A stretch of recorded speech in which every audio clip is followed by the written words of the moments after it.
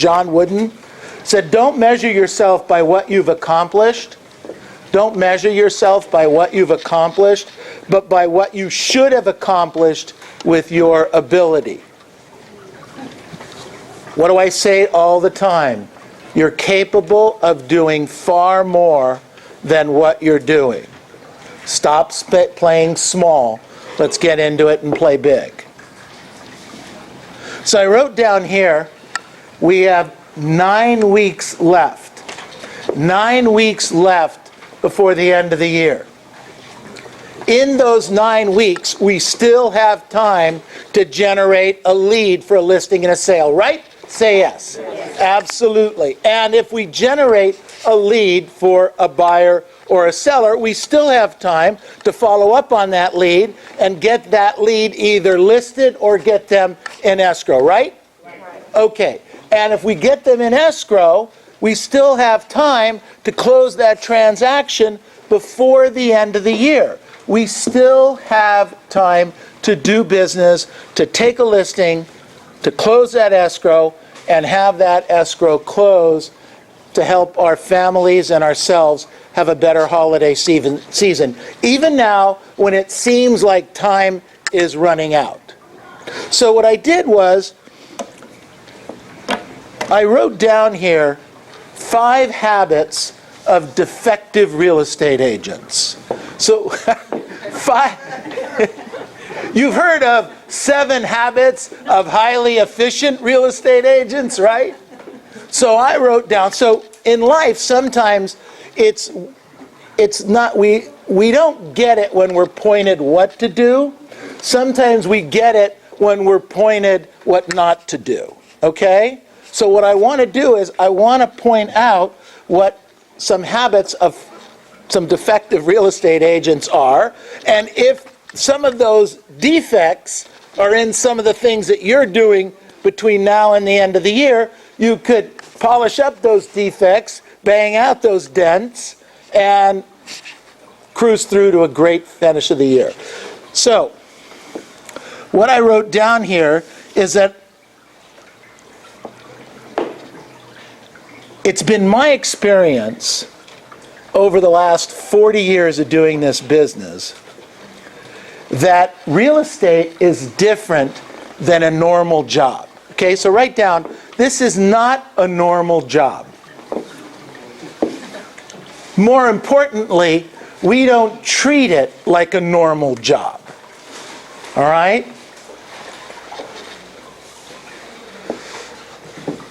So I talk about, in a normal job, if you had a conventional sales job at IBM, at Salesforce, the software company, at Microsoft, if you had a normal job,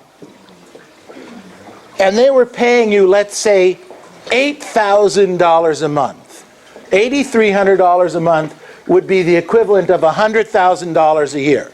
Now, most real estate agents want that as a minimum amount of income. So if they were paying you $8,300 a month, every month, they wrote you a check for $8,300. What activities do you think your boss would expect from you? Be on time. Be on time, okay. Okay, be on time. What else would your boss expect of you? To reach your quota? Okay, good. What else would a boss expect?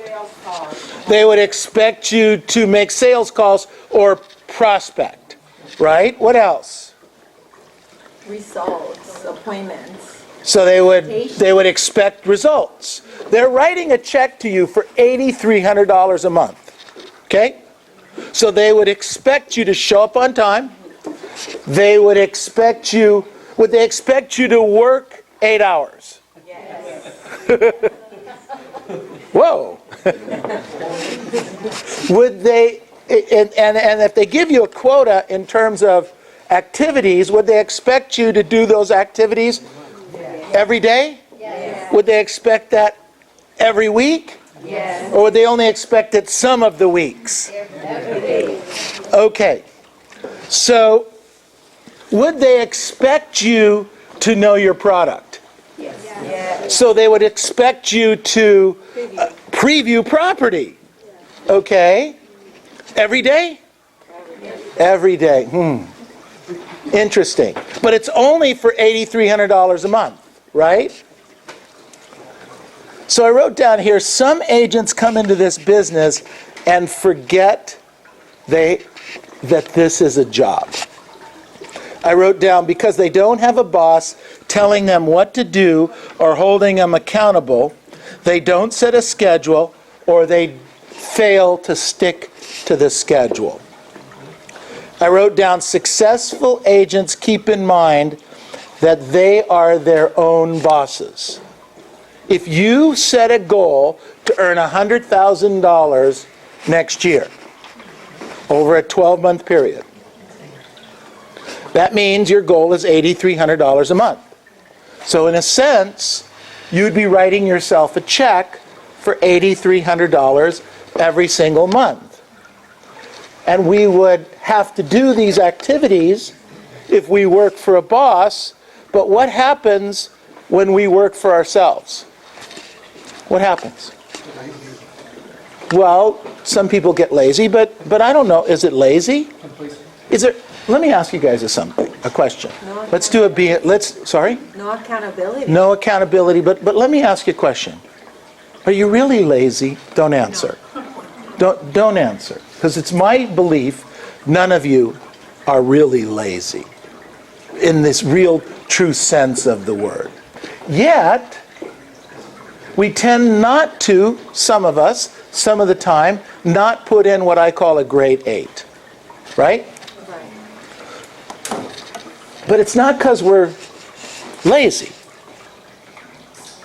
Because you do what you're supposed to do when you're supposed to do it if you had somebody managing you. Because you've all worked for companies before, right? Yeah. Almost all of us have worked for someone else before. Most of us have never gotten a paycheck for $8,000 a month, okay? But we probably worked harder for less money working for somebody else. Isn't that interesting? Some of us were waiters and waitresses. Some of us were car mechanics. Some of us were secretaries.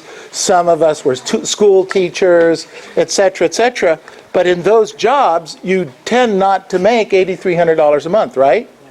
And yet, we worked harder than we work now for ourselves when we have an opportunity to make $8,300 a month or more. That's $100,000 a year. What if you want to make $200,000 a year? That would mean that you would be getting a paycheck for $16,600 a month. Let me ask you guys a question. If your boss was paying you $16,000 a month, how much work would they expect? Come on. You'd never go home. Think about it. If they were writing you a check for $200,000 a year, $16,000 a month, you'd never go home. $300,000 a year, and some of you have goals of earning $300,000 a year. $300,000 a year is how much a month?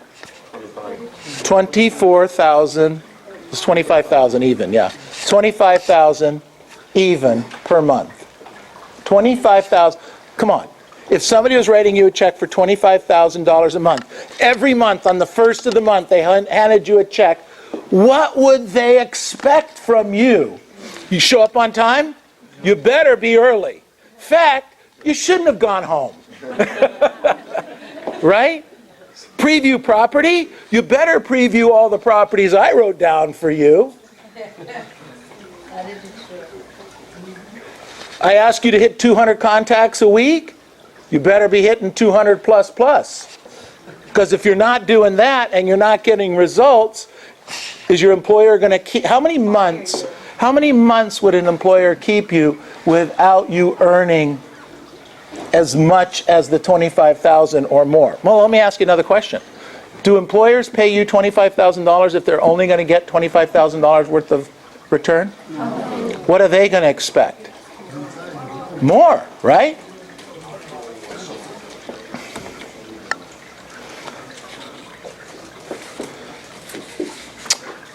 Here's part of the problem. You need to make sure that others know you're working in the business.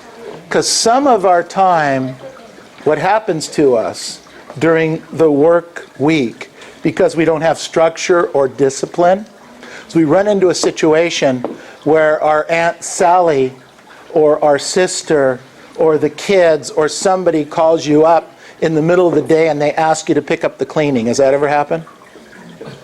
Or can you pick up a quart of milk? Can't do that. If you work for IBM, could you pick up the cleaning in the middle of the day?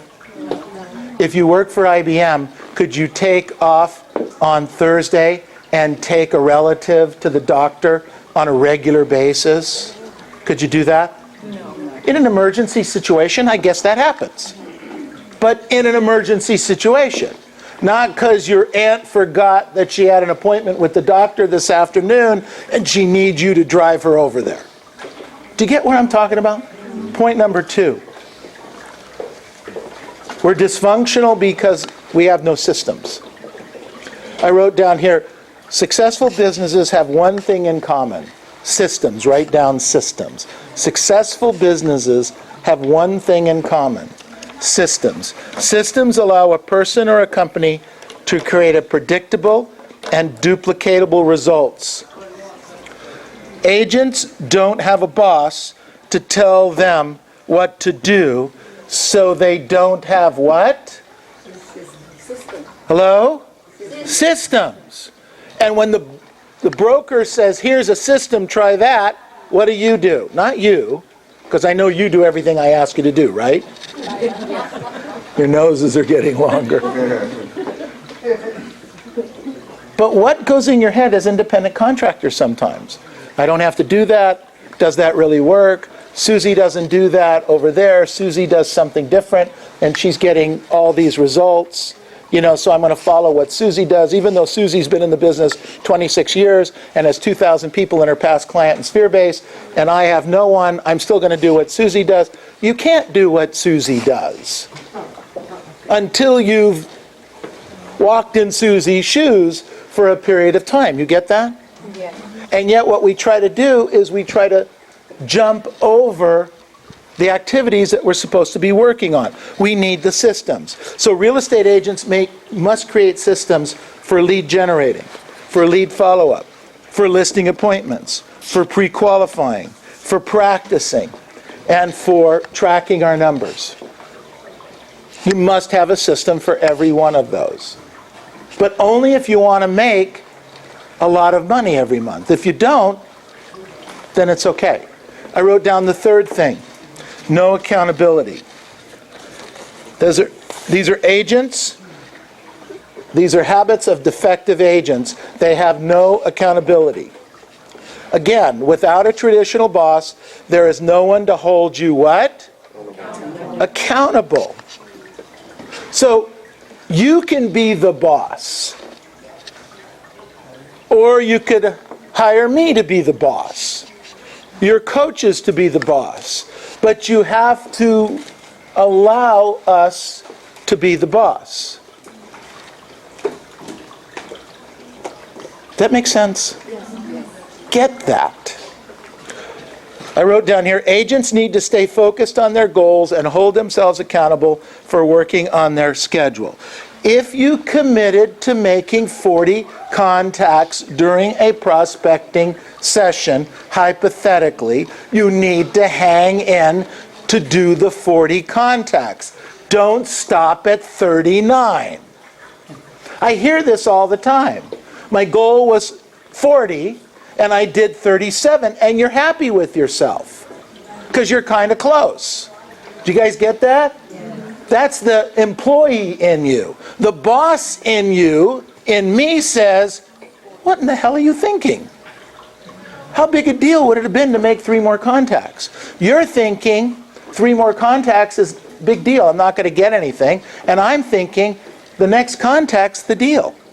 How many times have you made 1 more contact knocked on one more door, followed up on one more lead for that to be the lead, the contact, the deal, the listing, the sale of the day or the week. How often does that happen? And yet, we quit at 39. And if you quit at 39 every day, that's 200 or 300 contacts at the end of the year you didn't make. Do you guys get that? I wrote down number 4. No ability to anticipate the market. Highly defective agents have no ability to anticipate the market. Wayne Gretzky, arguably the greatest hockey player in the world, had a great saying. When I asked, how do you do it? He said, I don't follow the puck. I go where the puck is going to be. Get it? So we're looking at the business, and because you don't know the numbers, you don't know what's selling, you don't know what price ranges are selling, you don't know what neighborhoods are selling, you're not watching what's trending in the marketplace, therefore you can't anticipate what's going on with the numbers. Did you guys know, I don't know if I shared this or not with you, how many, if you've heard the answer in one of the classes, don't blurt it out. Okay, please? How many years does the average individual stay in a home now? Sorry? 7.5 years. Okay? Anyone more or less? That the number you've heard? Okay, 7 to 10. That's the number up until 2 weeks ago, I thought. The numbers changed. Since 2005, 2006, the number is 20 years. 20. 20 years. Why? Here's a couple. Well, here's a couple of pieces of information. Taxes, by the way, is one of them. It's a small piece, but it's a piece. I've been owning homes on and off for 40 years as a buyer. I've never thought, up until the last 10 years, I could ever pay off a home. I get a loan. It's a 30-year loan. I make payments for 7 to 10 to 15 years, however long I'm in the house. And I still owe what seems like the whole mortgage on the house. I sell the property, it went up in value, and I move on, right? Pretty much the way the market is. In 2005, 6, and 7, they started giving us loans that were 15-year loans, 30-year loans, due and payable interest only. And that caused everybody, some people, a lot of trouble, right? But there was a lot of people that were refinancing their homes during that period of time that refinanced it at a low interest rate for 30 years. Then they would refinance it again for 15 years at a lower interest rate. Then they would refinance it again at a lower interest rate for 10 years. Payment would remain about the same, but what was happening was they were paying off the loan all along the way. So instead of taking 30 years to pay off a loan, it was now taking 15 years or 10 years to pay off a loan. I'm in striking distance of paying off every one of the loans on my properties. And I'm telling you, so are your clients. And when your clients have paid off a loan, those of you, and I know a few of you here have paid off loans, how inclined are you to put another loan on that property, back on that property? Well, your clients aren't either. So let's say you were paying $1,500 or $2,000 a month for a loan. It's now paid off. You have no loan on the property, and you say, well, okay, well, let's move your equity into this new house. It's a little newer, prettier, bigger, nicer, cooler, little further out. We could get this piece of property. But what happens? We take your equity, and we have to add usually a loan on it, some kind of loan. and the payment's going to be $1,000, $1,500, or $2,000 a month, and the borrower, they don't want to do that. I don't want to put a loan on my home again. Do you guys get this? Okay, that's point number one. Point number two, HGTV. Okay? HGTV. HGTV. So my house is a nice house. I like my house, but I'm tired of it. I'm tired of my couch. I'm tired of my pillows. I need it. It needs to be painted. I want to do something cool and nice. And I'm watching HGTV, and for $15,000 I can put in a kitchen, and for $25,000 I can put in a backyard, and for another $25,000 I can do this. I could fix this. For $100,000 I can do some stuff. For $200,000 I can do some major stuff. Well, low interest rates on $200,000, how much is the payment over 15 years? $1,500 a month maybe? $1,200 a month? I can stay in my house. I can put a very low interest loan on my house, make my house as cool and nice as anything on HGTV, and not have to move. Not change my taxes. Who said taxes? I don't have my tax liability. Interesting, huh? And I can stay in that house paid for. So when we say it's taking 20 years to sell a piece of, that people are spending more time in their house, that's some of the reasons why. So that's the downside. So if we used to sell a home, if people used to move in 7 to 10 years, and now they're moving in 20 years, less people are moving. Get it? So what do we have to do as real estate agents to overcome that? We need to do what? You hate to say this. It's painful coming out of your mouth. You have to talk to more people. It's simple. I know you don't want to hear it. I know you're tired of hearing it. I know you think it's my catch-all phrase. Okay? Business is down, talk to more people. Business is up, talk to more people. Business is sideways, talk to more people. Prices are up, talk to more people. Prices are down, talk to more people. But right now, with crystal clarity, if people are spending more time in their house, you guys get this?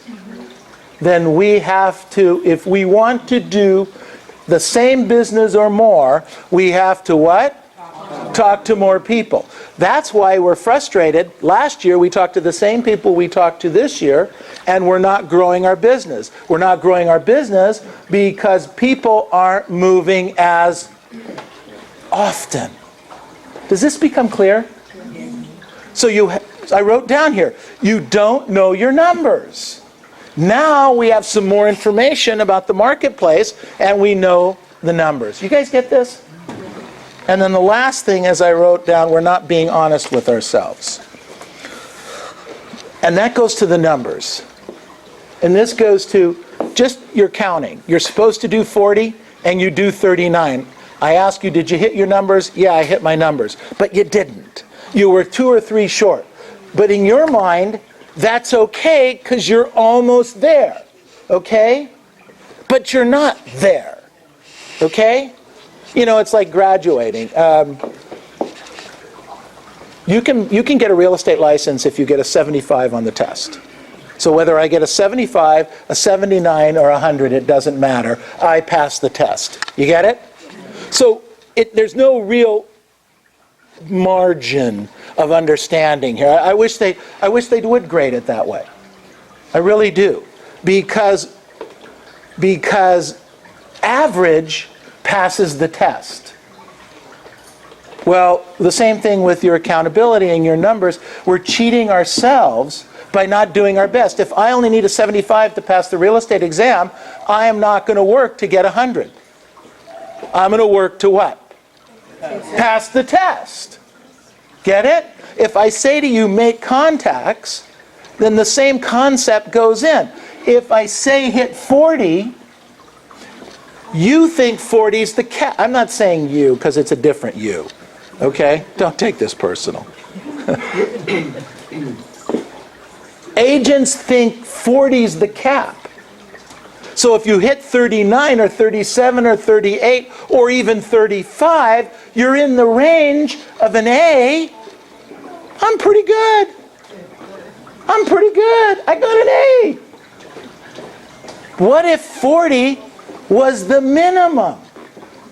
What if 40 was the floor? You guys get that? Now, would that change your results if 40 was the floor and not the max? So what would be the max? Whatever's possible. Whatever. I don't. So, Patty, it's a great question. I don't know what's possible for you. What's possible for me is X. What's possible for you is Y. It's your best, not my best. Do you get it? Because each of us have our best. You have family, you have a husband, you have all of these issues to deal with. So, you're a mom, you're all of those things over here. So, I'm a dad, but I'm a grandfather, so I have my issues over here. So, each of us come to this party slightly different. But what's your best? Do you get what I'm saying? Each of us has a personal best that we shoot for. I'm suggesting the 40 as a number. It's not your number. It doesn't have to be your number. Okay? What we have to do is we have to be honest with the number, whatever that is. I wrote down here, you're really only hurting yourself. If you find yourself telling yourself what you want to hear, you can't expect improvement.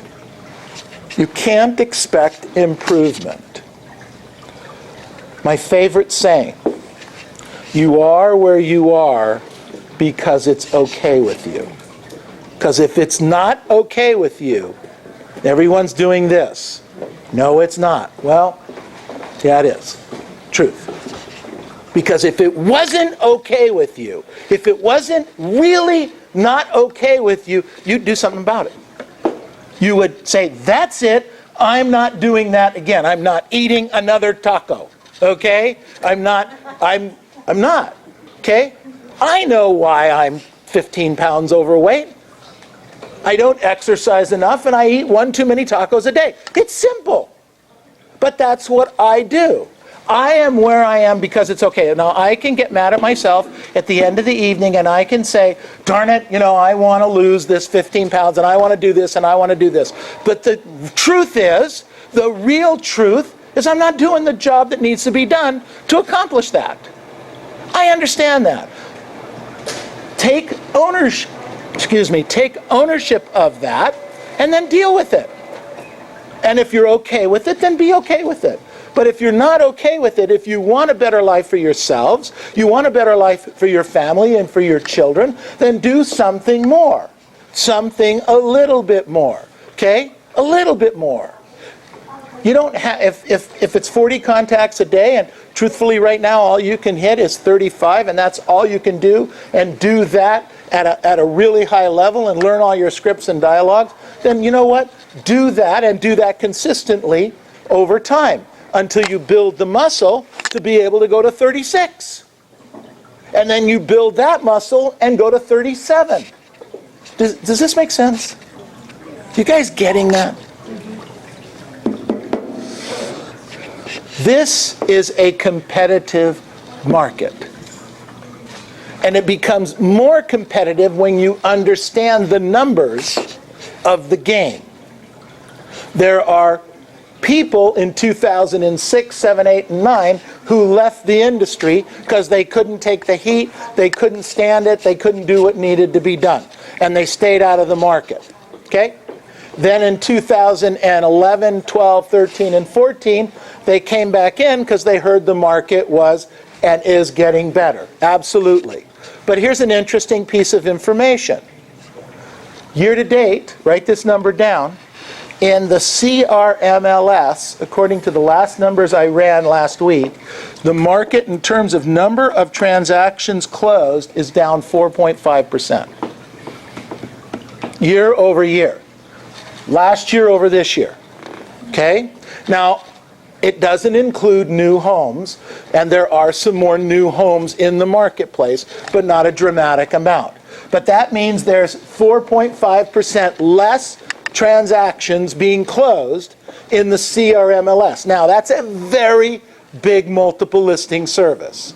Okay? It covers almost anywhere and everywhere we do business. Okay?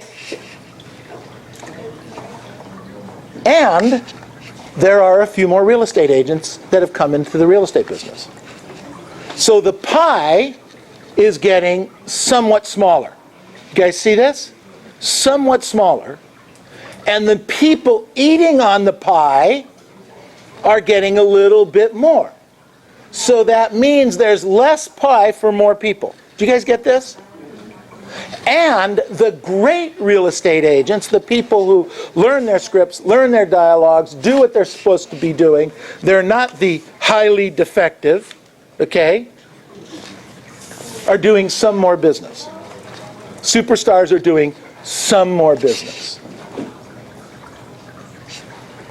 You want to thrive and excel in this business today? Do you? Hello? Yes. You're going to have to do more. You're going to have to talk to more people. You're going to have to do better with your scripts and dialogues. To do what you've been doing will only get you what you've got in the past, but if the market continues to shrink and the number of agents continues to grow, what percentage of the market will you get if you remain the same? Will you get more or less? Hello? Yes. You don't believe that, but that's the truth. Okay? You'll get something less. Or you can choose to do some more prospecting. I'm not talking about double or triple, but some more. And you could do a little bit better with your scripts and dialogues, so you were a little bit better at them when you got into the competitive moment. And you could study your numbers a little bit better and have previewed some property a little bit more. And you will do a little more and do a little bit better next year. It starts today by running through the finish line. Let's get going. Let's stay focused. Let's be consistent. Thank you.